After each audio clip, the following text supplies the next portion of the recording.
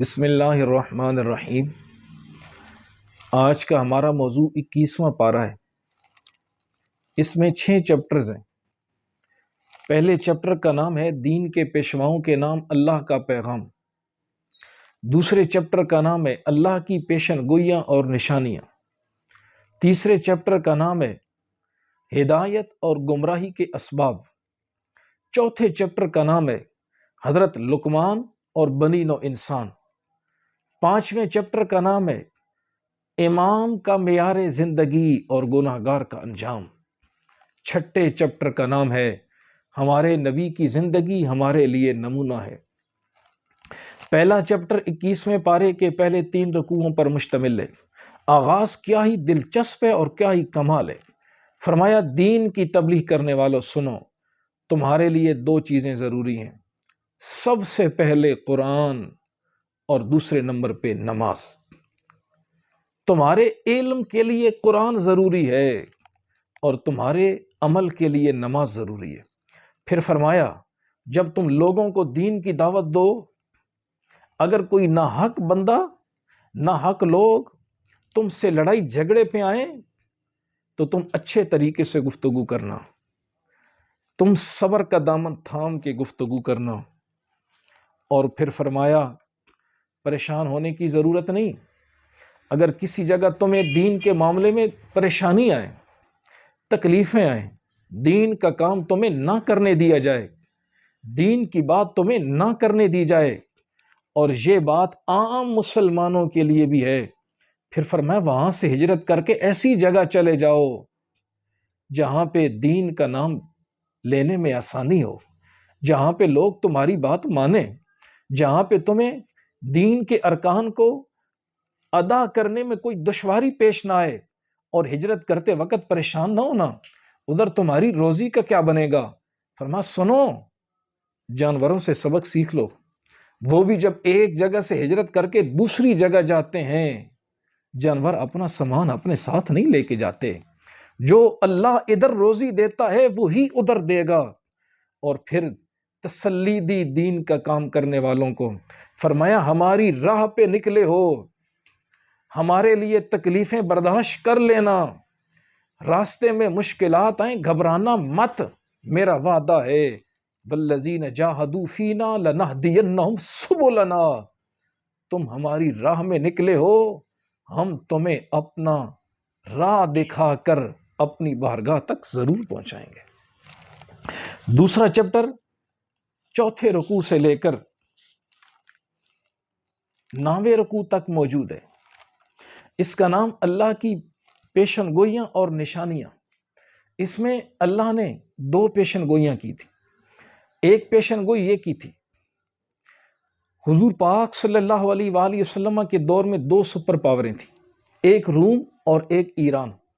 روم کے بادشاہ کو کیسر کہا جاتا تھا، ایران کے بادشاہ کو کسرا کہا جاتا تھا۔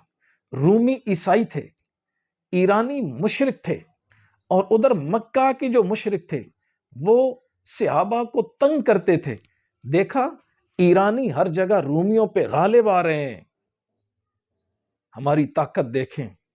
اللہ نے فرمایا ان قریب رومی ایرانیوں پہ غالب آ جائیں گے۔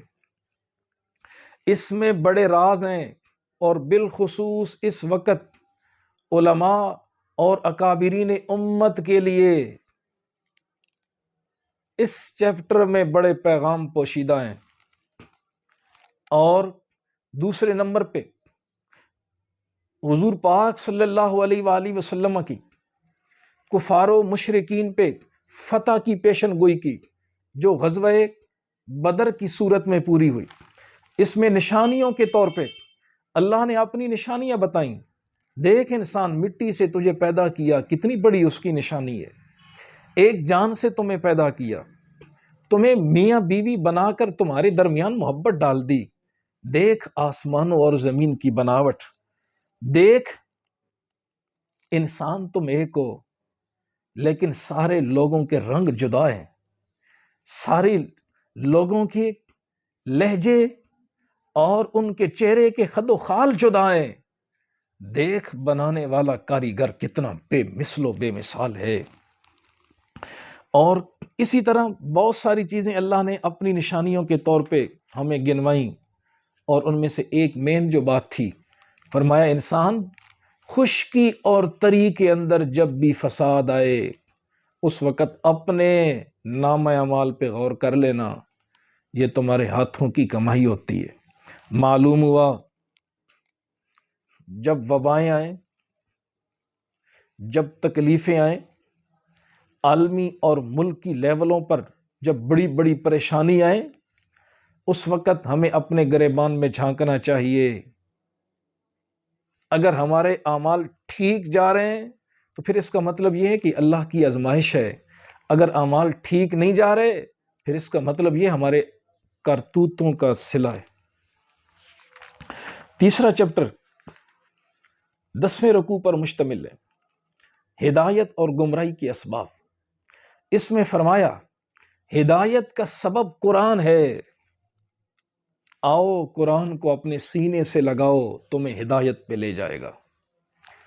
اور گمراہی کا سبب قرآن کو چھوڑ کر گانوں کی طرف جانا، قرآن کو چھوڑ کر شاعروں کے پیچھے پڑ جانا، قرآن کو چھوڑ کر ناچنے والی عورتوں کے پیچھے پڑ جانا، یہ گمراہی کا سبب ہے۔ اللہ ہم سب کو، حضور کی پوری امت کو محفوظ رکھے۔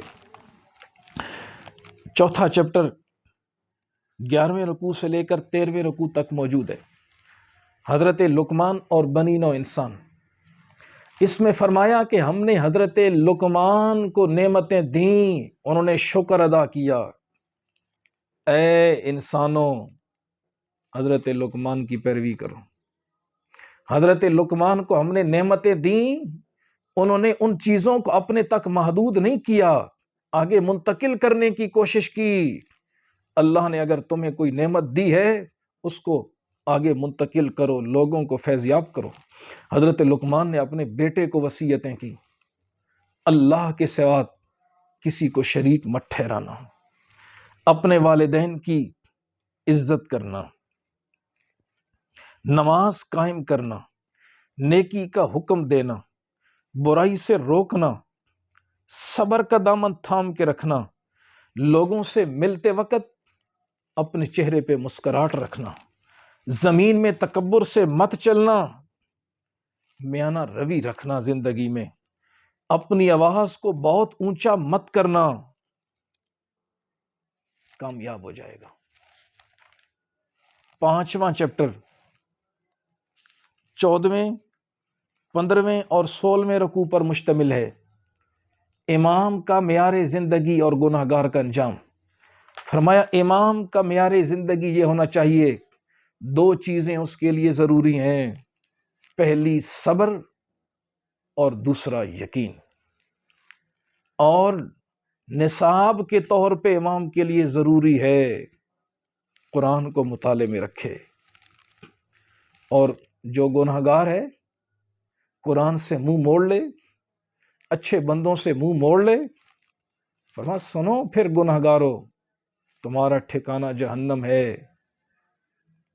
اللہ سے توبہ کر لیں۔ اللہ ہم سب کو توبۃ نصوحہ کی توفیق نصیب کرے۔ 6واں چیپٹر 17ویں رکوع سے لے کر پارے کے اختتام تک موجود ہے، اس کا نام ہمارے نبی کی زندگی ہمارے لیے نمونہ ہے۔ اس میں فرمایا اے نسل انسانیت، اے اہل ایمان، تمہارے لیے حضور پاک کی زندگی میں نمونہ ہے۔ حضور پاک کی بیویوں، حضور پاک کی زندگی میں تمہارے لیے نمونہ ہے۔ حضور پاک کے امتیوں، حضور پاک کی زندگی میں تمہارے لیے نمونہ ہے۔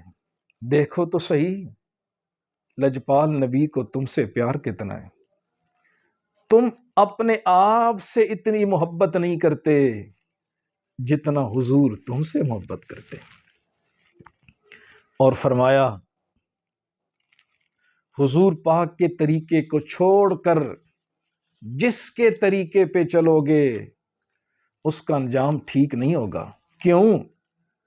اس وجہ سے کافروں کی مثال دیں، ان کے اندر 3 چیزیں تھیں جن پہ ان کا عقیدہ تھا وہ ٹھیک سمجھتے تھے، لیکن اللہ کے نزدیک وہ غلط تھیں۔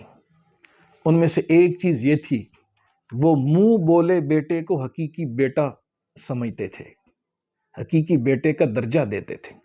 دوسری چیز یہ تھی، وہ سمجھتے تھے ہمارے جسم میں 2 دل ہیں۔ تیسری چیز یہ تھی، وہ اگر اپنی بیویوں کو یہ کہہ دیتے تمہاری زندگی اور تم ہمارے لیے ہماری ماں کی پشت کی طرح ہو، اسے حرام سمجھتے تھے۔ فرمایا ان کے عقیدے میں شامل تھیں لیکن باتیں غلط تھیں، اور میرے نبی کی زبان سے جو بات نکل گئی وہ ٹھیک ہے۔ اللہ ہم سب کو اپنی بندگی اور حضور پاک کی سیرت پہ چلنے کی توفیق نصیب فرمائے۔ صدق اللہ مولانا العظیم۔